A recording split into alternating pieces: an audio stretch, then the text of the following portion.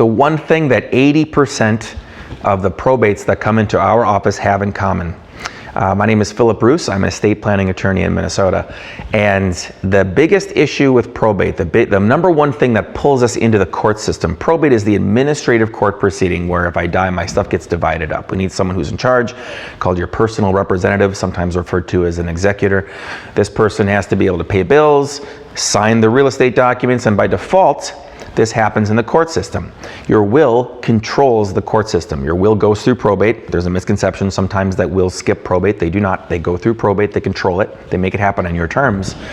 And the number one thing that forces the issue is a house, and specifically a house that's owned just by one person. So for example, I own my house jointly with my wife. If I die, we're joint tenants with right of survivorship is what it's called. If I die, she gets the house, no probate. But now she owns the house on her own. So now if we haven't done any planning, it would make a lot of sense if she wants to avoid court to do some planning on her own. She can do a revocable trust. In very limited situations, she can do this thing called a transfer on death deed.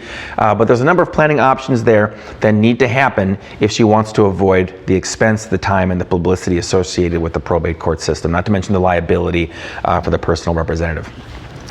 Number one thing for us, real estate deeds or real estate that's owned by just one person that almost, universally creates a probate issue. If you have questions about this or anything else, we love answering questions. Shoot me an email.